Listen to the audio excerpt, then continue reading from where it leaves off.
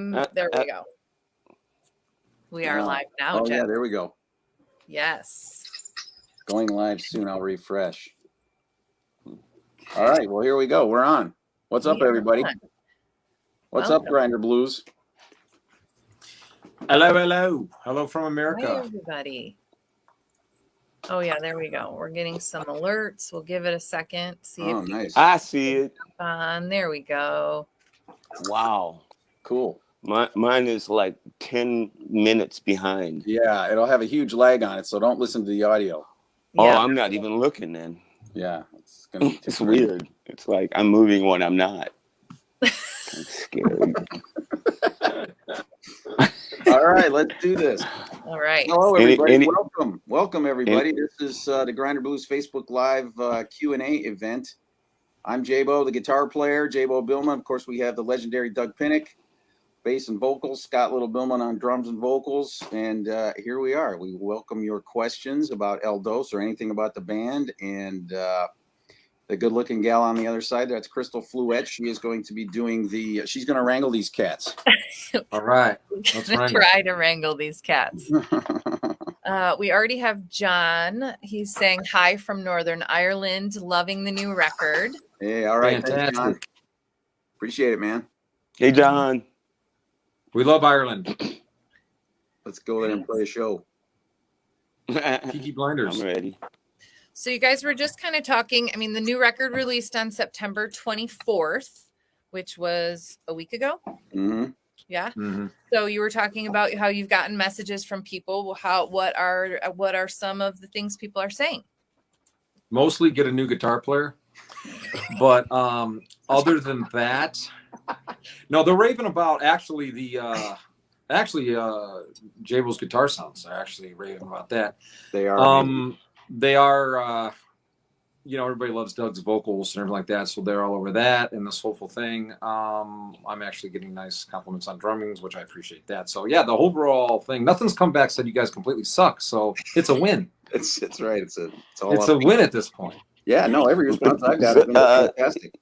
Yeah, my responses are, they just tell us what we want to hear is that the record is kind of pushing the envelope for what they traditionally love blues for, which is very encouraging that we're actually, creating something at least reminiscent and cool at the same time. At least that's what people say. It's awesome.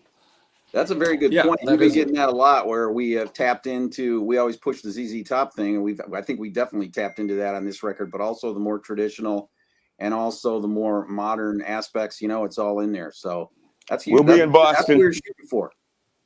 Boston, he says. We need Boston area shows. We're coming. Yeah, we'll be there. This is Scott Bacon. It looks I'm looking like at my thing. They're asking, when are you going to play live? Do you guys have a plan to go to tour at some point? I know Melville has the plan. We're all open to it. That's the plan. We're all open to it. Just waiting for them to figure out how to book it and make it all work out and stuff, and to see if there's any response. We gotta get a lot of people if we're gonna go play. Not a lot, just enough for the promoter to make his come out even at least. So we're trying to work that all out. You just can't get up and just go play somewhere. It's takes some time. So call later today with a booking outfit. But we're excited to get out there and play for sure. Touring and playing live is really where this band flourishes. We are a jam band to a certain extent. We play the songs, but live, we break down the solo sections and build them back up and everything like that and let people just fly. And it's never the same show, really. It's always how we're always feeling it, on how the whiskey sets in and either which way. I'm thinking of Doug and his tequila in Germany. Was that Germany? I don't know. I drank my face off on that tour. I love it. That's the fun of playing blues. Blues is a sloppy, emotional type, fun music, and so the drunker I got, the more fun I had. I don't know if the more real, the more authentic. No one complained, so I guess I was okay. Yeah. Well, you know what you always say, you can't be drunk all day if you don't start in the morning. That's right.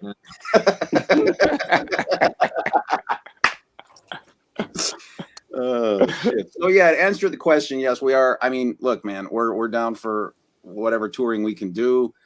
Doug is super busy. We're all super busy, and we're trying to make it work. So yes, we would love to, and hopefully that will happen. I mean, it's important to us for sure. Nice. Okay, so I have a question. I'm going to start with a couple of questions of my own, guys. Where did you record Eldos? That was in Cleveland, Mississippi, down there in the Delta, right by the crossroads. And anybody else can take this question as well, Doug, if you want to. Yeah, it's where the blues. They say it's where the blues is born. Charlie Patton, who was probably, they say, the first guy to play blues or started. He went to the cotton plantation there with Muddy Waters, B.B. King, and you can go down the list. They were all there, and that's where the blues started. So just going to Cleveland, Mississippi was just really interesting. And like Scott was saying, the crossroads is there. And it's a blues college that we made the record at. Miles Fullwider, our manager and producer and whatever else you want to call him, we just love him to death.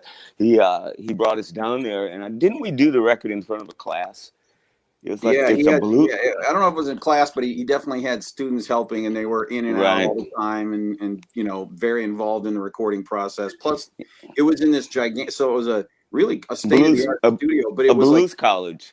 Yeah, and it was this giant, really the biggest room I've ever recorded in. It was like a gym. Remember that? That's where we. Yeah, it was. Yeah, but incredible. I think there's pictures in the vinyl of how big the studio was. It was monolith. But I think that's part of the sound of the record, actually, was that huge room. Miles will be happy to hear that. But I think a lot of that had to do with the huge rooms and the 50 mics that Miles had up all over. He's a connoisseur of amazing equipment. And anyway. And so Doug was talking a little bit about this Cleveland, Mississippi. That's where the farm that he's talking about is called Dockery, and that's actually where Robert Johnson worked. And Crossroads. So there's another quote unquote crossroads that's up the highway from Cleveland, Mississippi, in another town. I can't think of it now. I stopped there actually on my way out, but they say that's a crossroads, but the actual crossroads is at the end of an old railroad tracks, right out of the Dockery Farms, and that's where Robert Johnson sat and wrote Crossroads, and he was talking about that intersection right there at the end of that railroad track. Is that the one we went to? Yeah, that's the one where we took those pictures. That's the one. Yeah, the cemetery was there that he was singing about in the song too. Yeah, man. So that was so anyway. The whole Cleveland, Mississippi vibe, I think, was really good for us, and it was strangely, Doug has some familial ties to that area too. Oh yeah, didn't know about. My dad, his whole family comes from Cleveland, Mississippi. Well, the area back in the slavery days and all that stuff. His whole family comes from that area called Lowell County, and I didn't know that until I got there. And the town called Batesville was about 10 miles away or so, and that's where my dad's family came from. And their last name is Bates also. And the Indian reservation down the road, the opposite direction, is a Choctaw Indian reservation. My grandmother was born there. So being there was like a real experience for me, because I don't know, everybody I looked at I thought could have been my relative if I went to the store or something. It was awesome. and just to think that they lived down there in that time, with all the whole racial thing, the slavery, the freedom. My grandmother left, she said, because she got tired of seeing so many people get lynched. So it's got some bittersweet memories, but it's really cool just to know that all that stuff happened there. Yeah, that's pretty. What's interesting though, I learned at the Dockery, the guy was saying, is that the slide guitar was actually invented down there, brought over by the Hawaiians. Yeah, slack key guitar. That's how that whole thing started. Yeah. Wow. So thank you, Hawaii. Yeah, pretty crazy. They had a bunch of Hawaiians running around down there playing slide guitar. That's how it started, right? Slide guitar. Yeah. They said the Hawaiians brought the slide, and then Yeah. the brothers started sliding around with it. Yeah, man. How much time Somebody did you asked spend about. down there Oh, recording? I mean, I think we were Pardon? only down there for about a week total, yeah, like it was 5 about to a 6 week. days. Took a while to mix it, because we were, we didn't mix it together. Miles mixed it and J-Bo mixed it. So, and that took a while. J-Bo had to go up there and hook up with Miles, and they were in a different. Where'd you guys do it at? It was in We like did it in Indiana. Fort Wayne. Indiana. Yeah, because at that point Miles had moved to Fort Wayne. So yeah, we did it Yeah. down there. But Now yeah, somebody just asked if it took us this long to make a record. When's the next one? Well, we can do the next one tomorrow. We Yeah. can go in the studio and All we knock need that is out. I'm 3. excited. We only need 3 or 4 days, and we can pump yeah, it no out. shit. Yeah, that's it. I'm ready. I That's mean, pretty recording much the our record is schedule. easy. It's getting it to the people's that's hard. Yeah. Right. But Yeah. we I gotta got a say, great though, record label. We got a yeah, great sure record do. label now, so we're going to be putting out Grinder Blues stuff like a lot because we Yeah. can do that. That is the Yeah. truth. Metalville has been so great to work with, man. Thank you, Metalville. You guys have been amazing. I'm curious in the recording process, do you typically make music first? Do you have lyrics first? Is it a both? How did the process go with this record? I'd say it was pretty much music first. I don't think anybody really came with lyrics. We do it old school. Like, we've all been in this business for a really long time, but it actually is kind of a going back to the roots of a garage band kind of deal where you are like, hey man, you got a riff, you got this, we show up and just start jamming and things start, the magic starts happening. And Miles hits record and we kind of go. I mean, we run the song maybe a couple times to get the structure, and then nobody in the band tells anybody really what to play. I mean, we just really bring our own influences and what that is to it, and that's a pleasure because when you're doing sessions and you're doing other recordings for people, you got to recharge. You got to, you're really taking direction from the artist you're working with and stuff like that, and producers. But in this band, it's freewheeling, man. You can do whatever, and I think that's really transferring over for sure. That's why we're getting a lot of like Cream comments. You guys sound like Cream and things like that, which is cool. It's a good jam. Yeah, we just come from the basic blues background, and that's pretty simple, and from that point on, we just try to take it, beyond the envelope for a second and see if, the way ZZ Top did it on Tres Hombres was they took traditional blues and made it progressive without it sounding progressive, and just up the notch a little bit, made it heavier and more and fun, even the stories that they sung about. So that's kind of the vibe that we're trying to get. It's just a classic thing. I love it. If somebody says that it sounds like ZZ Top Tres Hombres, I'm happy with that. Yeah, me too. That Yeah. works for me. That brings up a good point what Doug just said about the lyrics, though. So yeah, we would do the music first almost all the time, and then we would take the recordings away and then work on lyrics, and Doug would come up with lyrics and melody lines, and we would all collaborate on all that stuff. But what you just said there, Doug, is true, because we do get a lot of comments about the fact that the lyrics are not the bleeding on the page social commentary that all of our other projects, especially Kings, what Yeah. I have always done. These lyrics are much lighter. They're much more blues oriented. We're not trying to set the world on fire here with lyrics. We're just trying to have some fun playing blues, and we're sticking to, primarily blues concepts. I mean, I think really the only song on the record that probably deviated from that at all is the song about Doug that you did about not bringing all your negative energy. What's the name of that one? Oh, Keep Away.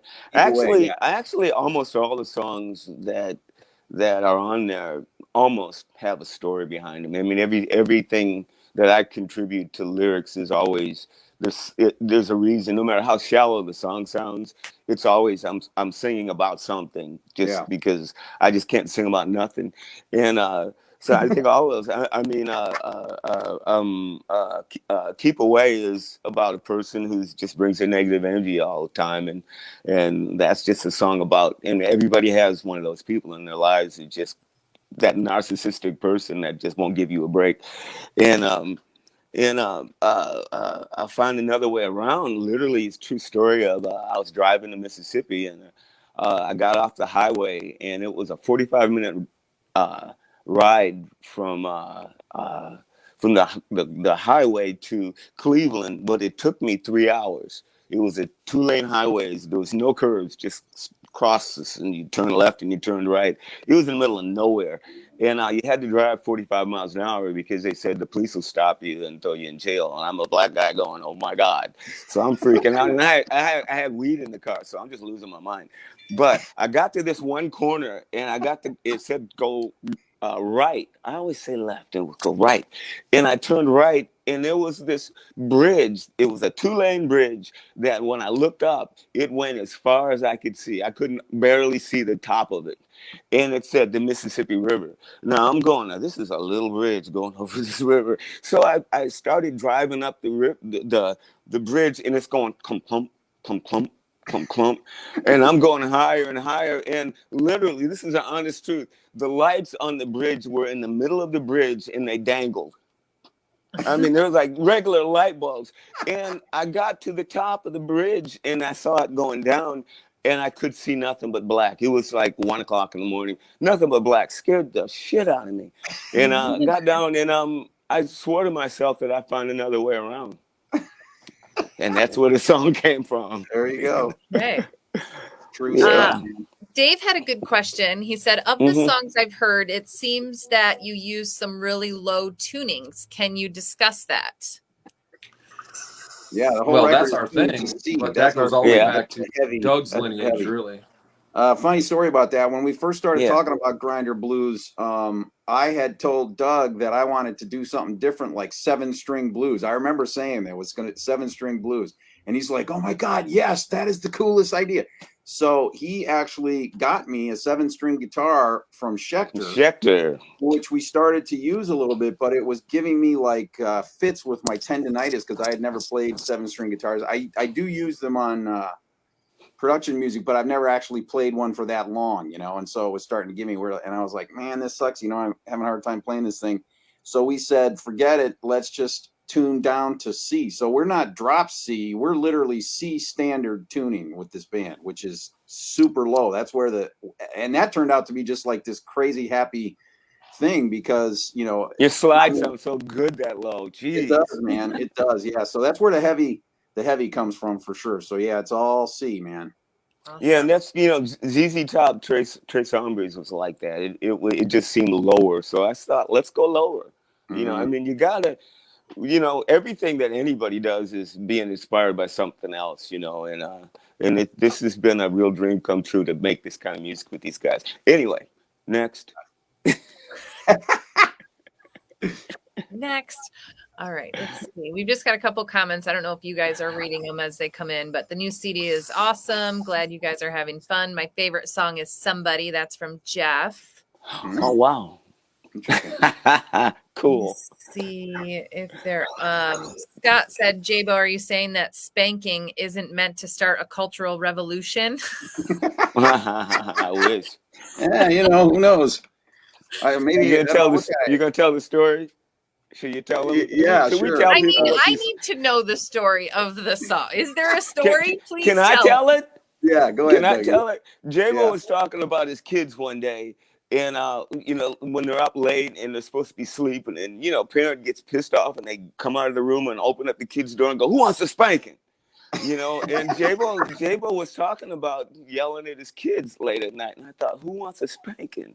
That's cool. And so I started singing, "Who wants a spanking?" And then we got to the third line, and I thought, oh, what are you gonna say after that? And Jabo says, "Well, I do." And we all busted out laughing, and that's where it's, so jumping on the bed, making a lot of noise, making people mad, put away the toys. That's just the kids. Yeah. Whoa, Yeah. but it really does sound sexual, doesn't it? It sounds Well, deep, dark. The Put away the interpretation toys. of people's morbid minds. Put away that toys. Wow. Yeah. It's awesome. It's so awesome how that I love how it. that came out, and it's everybody. It has that's one thing when you throw music out there, man. People take it and do their own thing with it. It's very rare that the message that we wanted or whatever is conveyed. It's just that's the beauty of music, man. You put it out there and people grab a hold of it. So, but yeah, that's the true story behind that one. And maybe it will start a cultural revolution. Let's hope. I mean, now that I know it was based on kids, I'm in. Not that I wasn't in before. I just hope the strip clubs pick it up. If the strip clubs pick it up, we're gonna get some real. I mean, juice out of this deal. I hope they do. That'd be awesome. That'll be nice. All you strippers out there, we're throwing it out there to you. We're feeling. Well, it. I'm in Vegas right now, so maybe I just go down. Yeah. just Go start down the playing street. it and drive down the Not that I strip. would know. There needs to be strip clubs in Vegas. Oh, well, that's funny. Okay, so I have a question about the cover art. It's awesome. How did that come about? I'll tell that story. So me and Doug have a place right out there in California, and well, actually, we'll go back all the way to the first record. Wyatt is my dog, and he goes everywhere with me, and he's been on tour buses and trains and everything, in Nashville and the whole thing, and he's a good old boy. And Doug and Wyatt really hit it off, and this dog has died and gone to heaven like 10 times. Yeah, right. I hate that. Yeah, this is one of the greatest things ever, which I should tape one time, is when Doug feeds Wyatt, because he gives him the best food ever. It's like that. And it's like some sort of New Orleans It's thing gourmet. coming down the street, man. Doing this thing, gourmet. feeding Wyatt, and it's it's gourmet. We take gourmet, regular man. When he we makes take regular dog food. We take regular dog food, and then we get this wet dog food, and it's just chicken and gravy. Oh, I want to eat it. And you take I know. that and you stir it up in the dog food. And then there's this chewy, like gummy kind of dog food that you can buy. And I take that and mix it together. And he has this, like, it's a gourmet dinner. And he gets so excited. But other than that, I don't give him the time of day. Dog gets on my nerves. Mr. Treats. He can't even walk through the house without Wyatt. Oh man, I don't want him a treat. But what happened was with the record. Scott sent me. Oh, go ahead, Scott. Go ahead, man. Go ahead. Got time. Well, Scott, it's real simple. Scott sent me a picture one day, and we were all talking about what we're going to call the album. And I, as a joke, I had my phone and I scrolled down because the picture of Wyatt was like a couple things back, and I sent it to everybody, thinking everybody'd laugh. And everybody goes, "Whoa, that's cool!" And then somebody photoshopped it. Wasn't that you, Scott? Somebody kind of did Chantel did a different kind of thing on it and made it pink and orange and stuff like that. Yeah, which gave it such a cool. And the hat was so cool. Scott, you put that hat in that dog, and it was like. I wear a lot of hats. I'm always throwing hats on him and taking pictures, and he just having fun with him. But we're gonna do an Instagram on Wyatt. When we go back to the comments. When we go back to the comments on the record, things like that. We're gonna do it. That's a good idea. Wyatt gets his own Instagram account. We're gonna get Wyatt. No kidding, right? We need to do that. But he what was I gonna say? He come on, Scott. Oh yeah, a lot of the comments on the record is best album cover ever, and everything like that and stuff. And it's badass, because he's blind in one eye. He's got a cowboy hat on. The Tres Hombre thing is like already in there too with the cowboy hat Texas thing and stuff. And it's good. So, even calling it El Dos was just a Mexican. We thought, what are we gonna call this one? And I thought, well, look, like ZZ Top did, ZZ Top's second album, and we thought, that don't sound good. And I said, what about, let's say it in this Hispanic, what's number 2? And somebody said El Dos, and so we all kind of just went, wow, cool. We don't argue too much about anything, do we? No. We have other things going on in our lives. Metalville wasn't nuts about it they weren't. When we sent it to them. Because, I mean, who knows why? We all loved it, and it was just like, oh my God. And we sent it to them. I'll tell you what it said. Are you sure? He goes, are you sure you want to put a dog on the cover of this record? And I was so sure. It's such a cool picture. It's Yeah, not because I don't see why not. I mean, I've already been in a band that had a dog on the Yeah, I cover. was gonna say you've Nobody already done that. complained. Nobody Yeah, right. complained, so I thought Yeah. it'd be cool. That's awesome. Yeah. Mhm. It is You know, at the end of the day, a cover don't mean nothing. You know, if you like the record, then you'll like the cover later on. Mhm. Or you say the Very cover true. sucks, doesn't matter. Yeah. You Very know. true. But it makes it that much cooler that it's that badass of an album cover and Yeah. badass True. I music. love it. Come on. Yeah. There was the Black Keys put out that El Camino record, and they had that crazy van on the front, which wasn't even an El Camino, and it's Yeah, an I know. ugly like van on the street. I'm like, if they can pull it off, whatever. No, we don't overthink this stuff, man. We really don't. This album, I'm telling you, this album cover came together in 5 minutes. Yeah. That's awesome. Yeah. All right. So gearheads always want to know about the gear used to get the amazing sounds of Eldos. What's the story? Yeah. What was the question again? I'm sorry. I was reading a question and I can't multitask. I Well, got it's what did we use to record? You know, what gear? The gearheads always want to know about the gear. Well, I'll start Doug shows up. He's the only one in the band that shows up with everything like signature. So pretty much I'm using the Doug Pennick this and that. My thing isn't such a rabbit hole. I have a really nice endorsement with Soul Tone cymbals are phenomenal, and I also use a custom kit, DC California, out of California, obviously, drum kit that's totally badass. So realistically, that's my sound.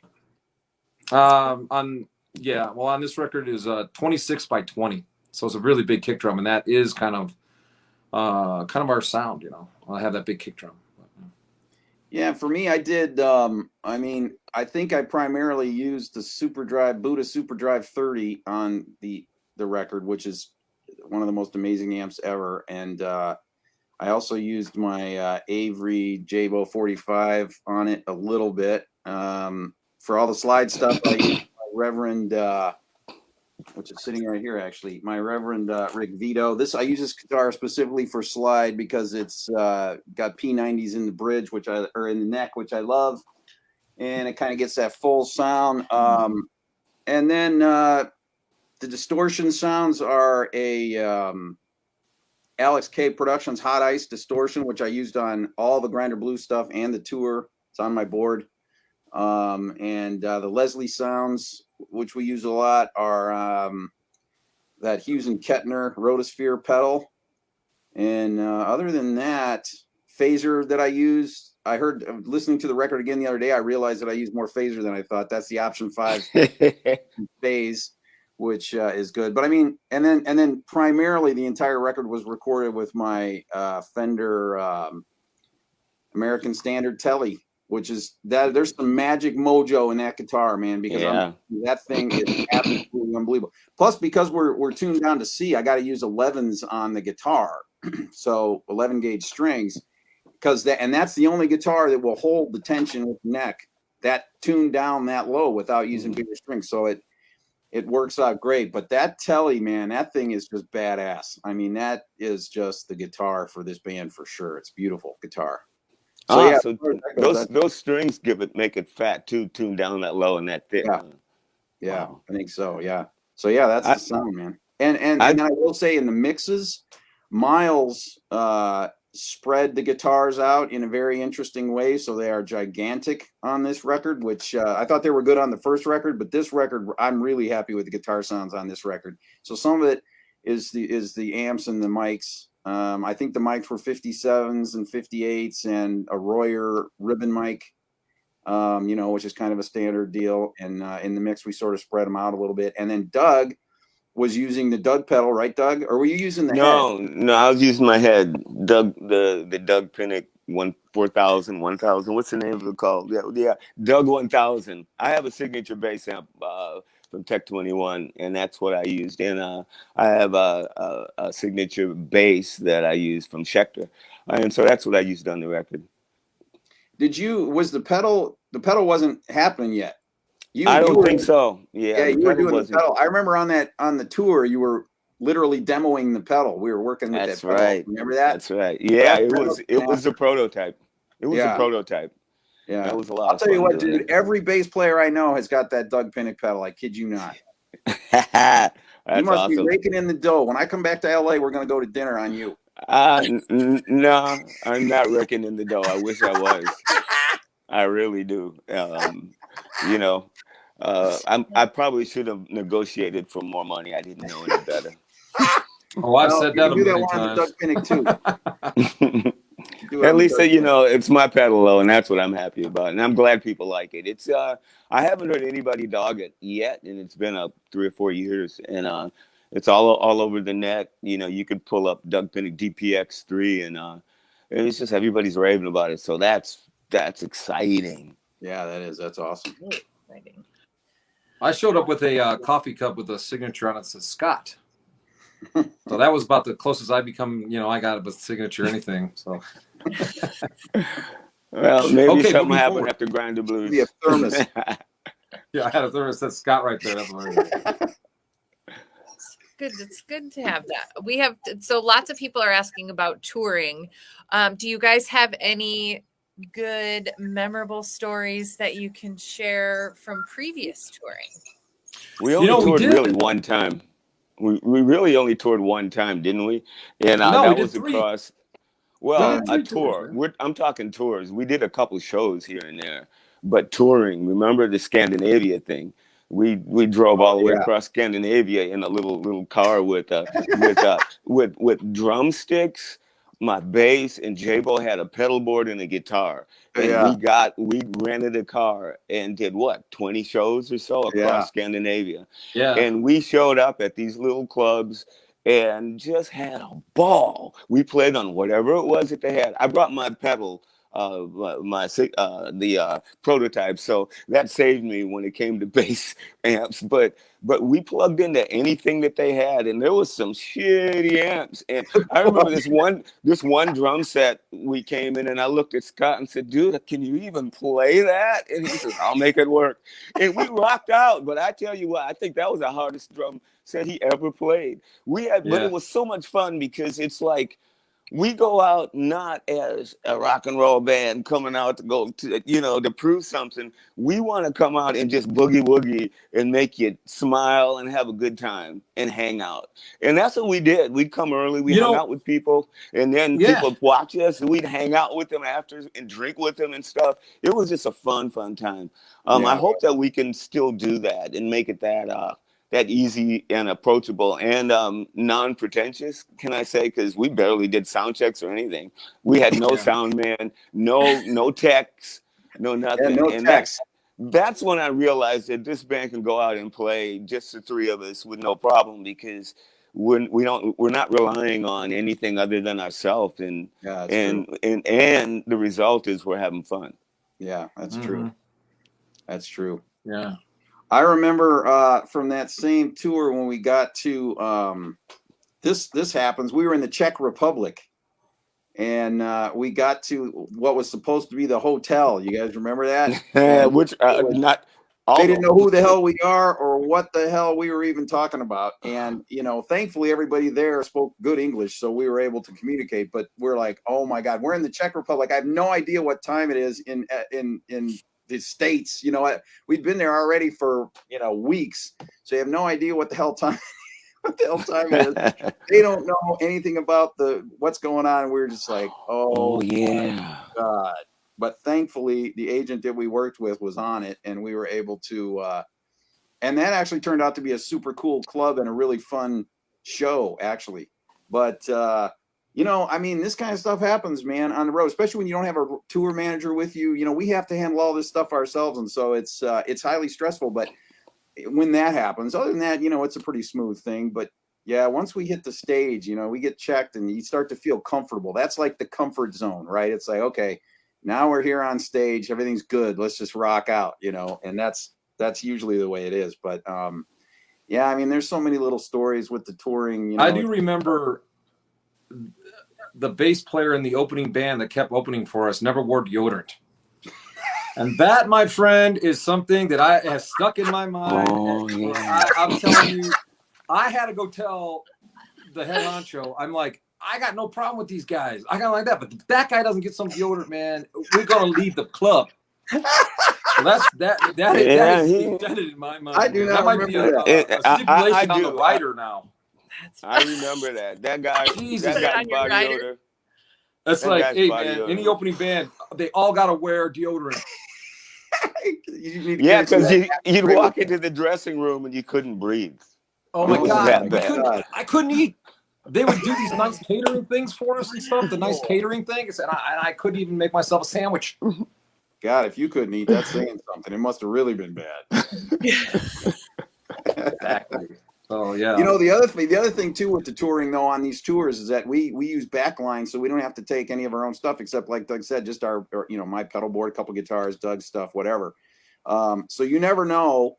We have a rider that we're specific about what we want as far as amps, and me and Doug especially. The drum kit is generally a 5-piece whatever, but the amps for they don't follow that really. Well, I mean, it's either. We are always trying to get what Ampegs for you, Doug, right? When yeah. Well, that's what we all get. A Marshall or a Fender, and we would get. I mean, it's like they didn't even look at the rider because God only knows what we're playing through. I remember Doug played through at one. It was actually a really nice club, and it was a good thing. But what the hell was that thing that had the yellow speakers? Do you remember that? It was like the outline of the speaker was yellow, and it's like a 210 cabinet or something. I was like, man. What? Yeah, but there was this little Ampeg amp that had a 10-inch speaker in it, and I remember about 3 songs in, all I heard was. But the guy had my pedal plugged into the PA, so the bass was huge out front, so you could tell what was going on. But when I'd walk back to that amp, it was just farting. We got some pretty. The only place we went that had some good stuff was that one place where they had 2 vintage SVT amps, 2 of them, and I hooked that thing up. It was an old vintage. When I plugged my head into it. It was like I was in heaven. It changed everything for me. In fact, I want some SVT cabinets again. I just want to get them back. But it was fun. Poor Scott. Some of the drums he got was like scary. You know what it was? Honestly, that's nothing compared to that Sun Seals tour. Remember that Sun Seals tour we were on, dude, where you got drunk? Where we were in Italy, and there was like screws and stuff in the bass head or in the bass drum. And you're hitting it with like clang, clang, clang, clang, clang, clang every time you hit that thing. Yeah.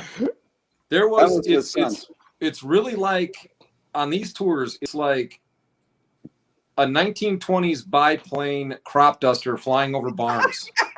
And you're going through the set like and there's some like on the record there's some signature fills, I mean we like to jams like that, but there's some like signature fills and stuff, and I know it's coming up in like the next 8 measures, and I'm thinking, how the hell am I going to play what I'm going to play on that? So yeah, it is, you have to throw it all out the window, the real, you got to be having fun, and if that's that's what it is. And the great thing about it at the end of the shows was watching the people going crazy. Even if it was 20 people, they were losing. Everyone were like they never seen it before, And so to me, when you have to struggle and fight with crappy equipment, it creates something else. It makes you dig inside yourself and give what you have inside to overcome what's happening around you, behind you. And I think that as a result of it, it made people really get into us because they felt something other than, they didn't look at the crappy instruments and crappy amps and stuff like that. They were just too busy just boogie woogieing, and that's the whole point. Back in the old days when you'd go to a club to see the old blues players play, the place was no bigger than your kitchen with 3 tables, and they were sitting in the corner, plunking out with their little amps, and that's what it was. And everybody's, they changed the world. And sometimes we forget that no production and just being yourself is really the essence of why we do why anybody does all this. You know, it's a art form that, you know, and we've lost it in some ways, and you know, with the digits and all the other stuff that's going on in our lives and society. And so I want to believe that this record, at least those who are listening, can take you back to the 70s, early 70s, where things were simpler, where you could just boogie woogie and put the record on and have a good time, have a barbecue and smile, you know. Well said, That's sir. awesome. Yeah. All right, I have a question for each of you. What is your favorite song on this record? Oh, that's a good one. Let me I'll look tell at you my the back of the favorite. record. Go ahead, go for it. Mine's Everybody. Everybody? Everybody wants some loving. Yeah, Yeah, that's a that's good always one. good. What I love about that is when J-Bo started playing, and I'm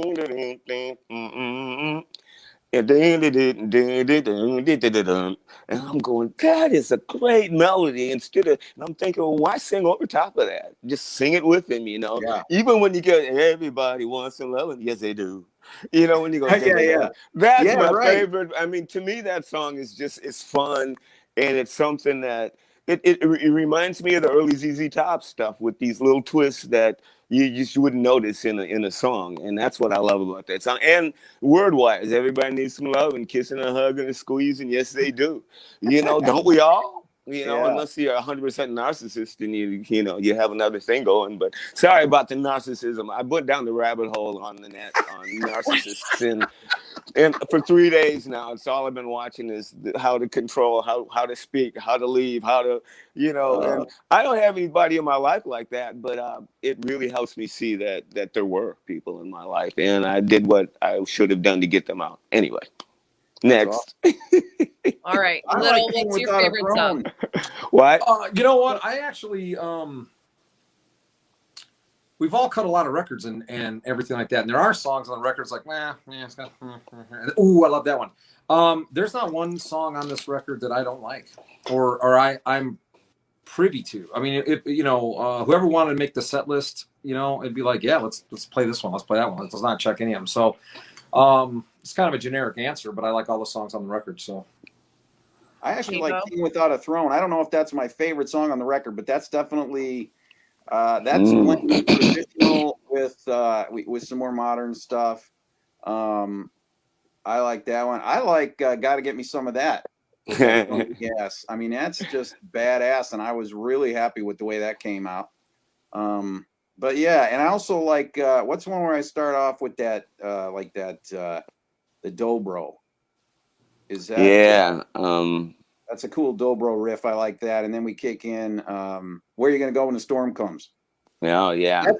That's super straight ahead Southern rock, I think. But I do like what we did on that. It's got some interesting stuff. So yeah, but I'm very happy with all the songs on the record. This is a great record. I really like it. And I gotta say that I'm really happy with the production. You know, I mean, we did go into that. When you do a 3-piece trio, you can push a lot of air, and using the big room, you know, that we did and how it opens up and stuff like that. It's one thing I really enjoy about, you know, Grinder Blues is that it pushes air, man. I mean, it's a great sounding record, and it's big and fat. Nobody's walking on anybody's toes.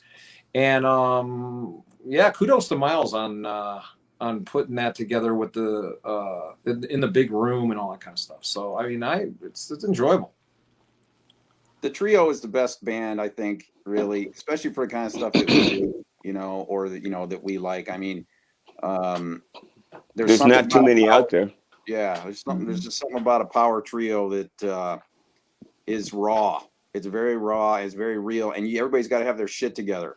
You know, there's nobody covering anything up. It's like when you're in a trio, man, you're covering your ass. You know.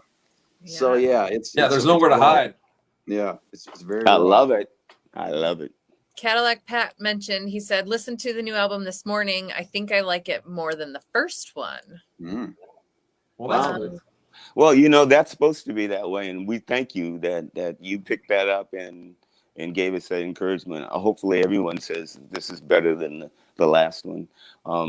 Kind of makes you feel real shitty when someone says, I like your first one first. You know, it's like going in the wrong direction. It's like, okay. I mean, it's like even if it's the truth, it's, you know, we are shame-based people. I mean, I'm going to take that and run with it. Oh my God, oh my God, oh my God. Just one guy said this new record sucks. Oh, God. That's all it takes. Yeah. One guy to know all the rest of them, you know. Yeah. But Well, be honest Cadillac, with us and tell the truth. I look at it this way: whatever the complaint is, if it's a legitimate complaint, I can go, yeah. I mean, if the first record was literally better than I thought it was, I'll go, you know, you're kind of right. We put our heart into our second record, but yeah, the first one was a little better. But you know, that's if what it's happens. I'll always be honest, you know. if it's a legitimate complaint, I usually still say, "Screw you."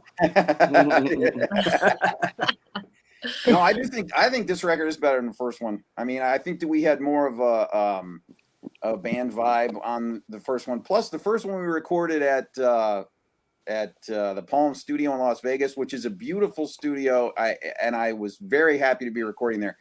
But it was definitely a little more of a sterile environment, I think. Yeah, that drum room. Being down in Cleveland, and so. I think that the location of where we recorded the new record informed a little bit about what we were doing, and maybe it came out a little bit better. But I do feel like this new one is better. It's also more, I think, expansive than the first one. I think we just let it all roll on this one. I mean, we got Funk Tune on there, for God's sake, and that is that is some straight up 70s funk. Yeah, and I'm loving it. I'm loving it. So yeah, thank you, sir, for your comment. Scott says some of that kind of has a Manic Moonlight era King's X vibe. Interesting. I don't even understand that. Can you explain that a little better? Manic Moonlight, that's the one where you guys. That's the one where you guys used all those drum loops at the beginning. Yeah, but I don't see the comparison. But if there is one, I'd like to hear it, because I'm always down to hear those things. Yeah. Okay. Thank you. Yeah. All right. Well, what's next for you guys? What's next after this? Well, I think what we're going to do is tour and make a new record. Yeah, exactly that. We're going to tour and make a new record. We're already talking about we're already talking to Miles about setting up a schedule and just logistically putting that together and going and knocking out another record. And the touring and playing live obviously has got to get up and running. So that's the plan. I'd like to get on the road with the Rival Sons. So, Rival Sons, if you're watching this, take us out on the road with you. Oh, see, there you go. Buck Cherry. Let's go out with Buck Cherry. Not Buck Cherry. I'm sorry. Buck Cherry. Strawberry, blackberry smoke. Blackberry smoke. God, I can't believe I couldn't get that. I was like, Buck Cherry. Okay, maybe we can make that. We can make that happen, because we kind of know those guys, or my camp does. That'd be awesome. Yeah. Yeah, man. But of course, I mean, we want to just keep on doing this as long as we can, right? Mm-hmm. Right. Okay, Scott's expanding on his thought that he mentioned about the comparison for some of that. He said particularly the intro section kind of sounds like from Moonlight. Yeah. I hear that a lot of people mention that combination, because the song on the King's X record has the same kind of the same bass line vibe. The guitar playing is totally different, the drumming is totally different, but the bass line is real close to the song on And when we go, oh, it's kind of like yeah. So I can see the comparison. All right, makes sense. Nice. It's all coming from the same guy. Yeah, right. Now we're getting a lot of the Rival Sons would be sick, Blackberry Smoke. So everybody's ready for you guys to go on tour. Yeah, that sounds good. Well, we're down. We're down. All we'll right. We'll see if we can make that happen, literally. Everything I want to do. I don't know about Rival Sons, but Blackberry Smoke could be fun. I mean, Rival Sons, are they still together even? I haven't been anything. Sorry, go ahead, J-Ball. I said I want to do some cruises. Oh. You don't like those cruises? I'll do them. How can you not like those? I have a water phobia. Oh, and understandable. But I'm okay. I have no problem being on the boat, but it's always in the back of my mind because I can't swim and it just freaks me out. But I'm okay with it. I like the boat things. They're easy, but I like to just go do shows. But hey, I love to do the boat. It's fun. You make good money. So sorry that I said all that. Oh, vote would be good. Oh, Dougie. I know. I got to think about things before I answer. Because I'll start giving you my answer and go, wait a minute, that's not how I feel. Let me take that back.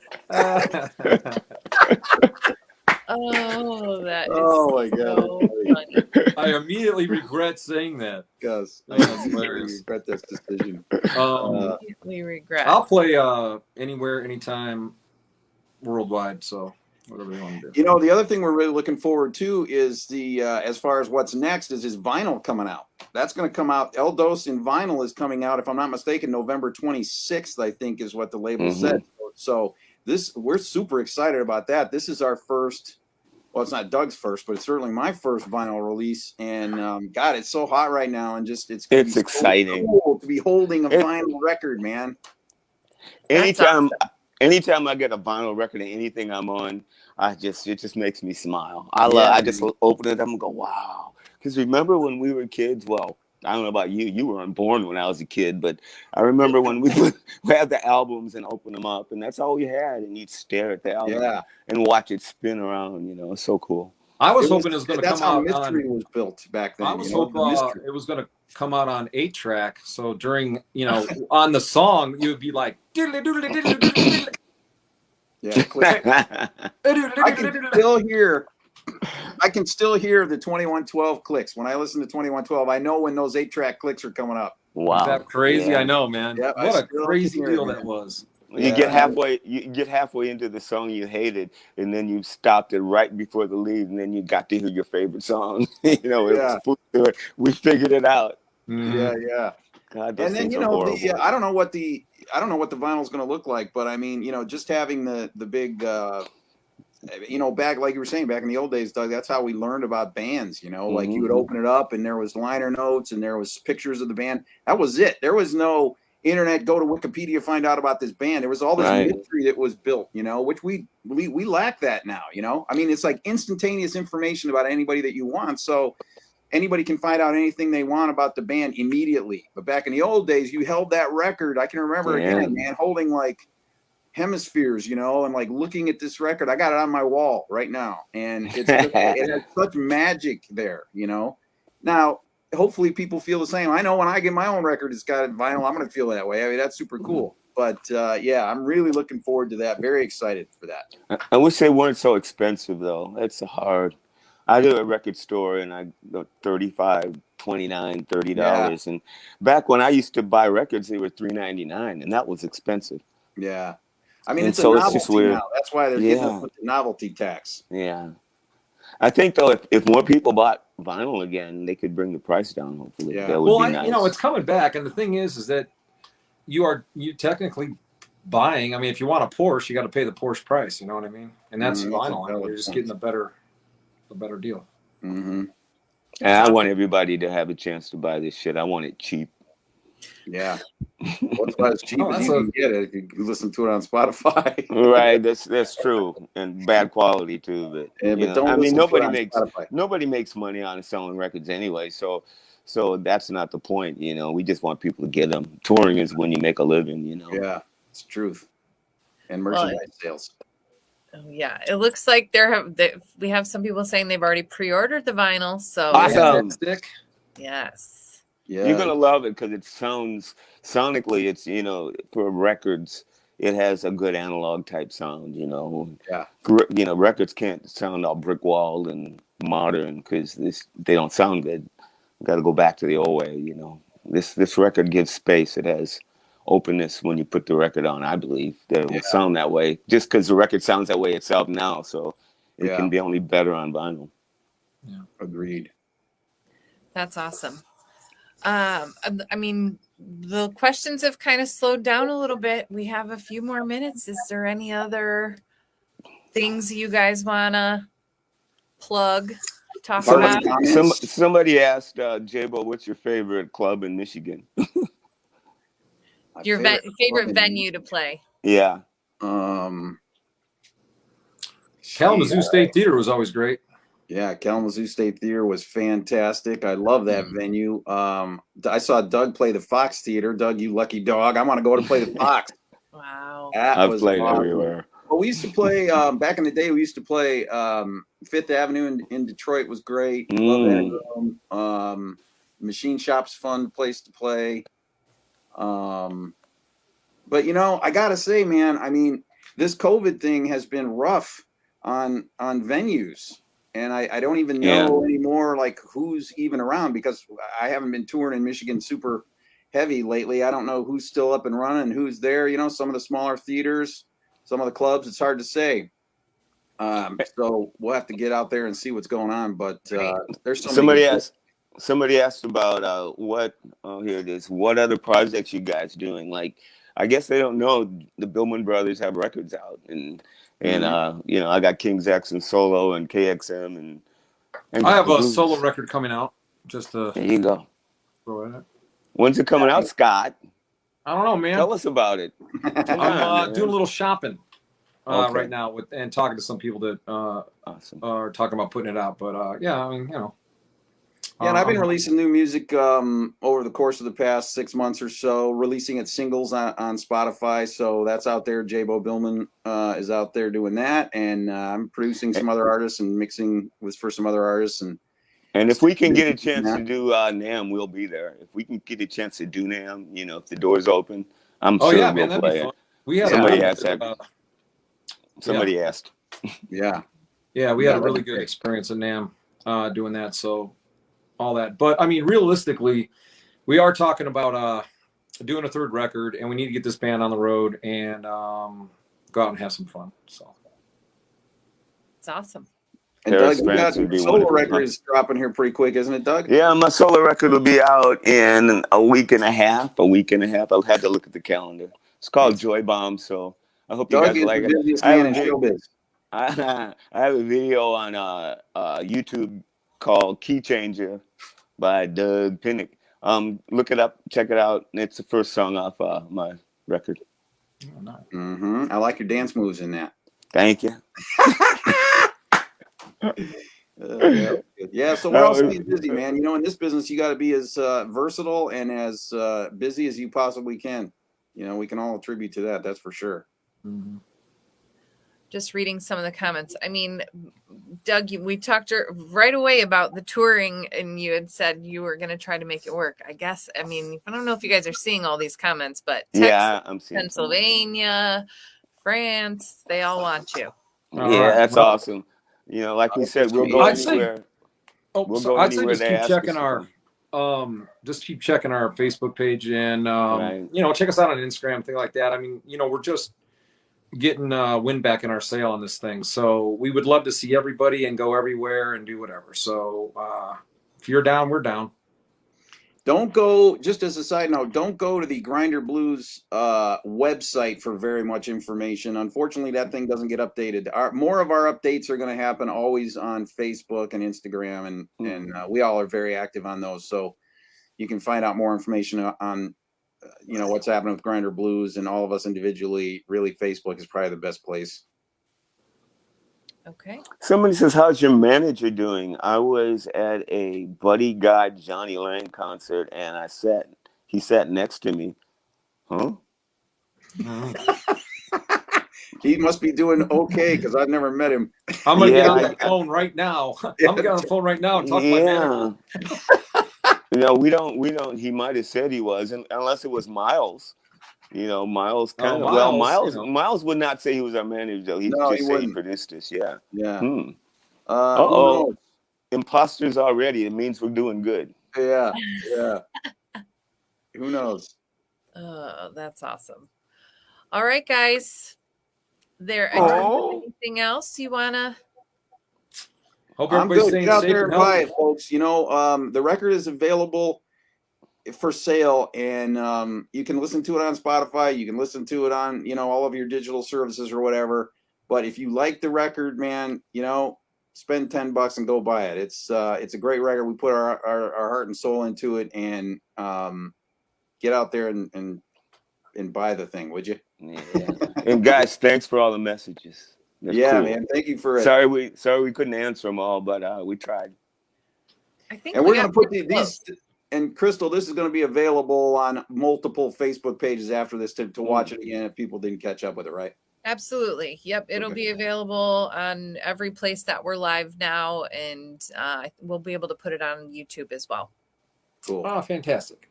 Well, Yes. thank you so Well, much, thank you so everybody, much. man, for tuning in. We really appreciate it. Thank you, Metalville Records, for taking a shot on us and getting the record out. We really appreciate that, of course, too. And we hope to see you guys out there soon. Hey. See ya.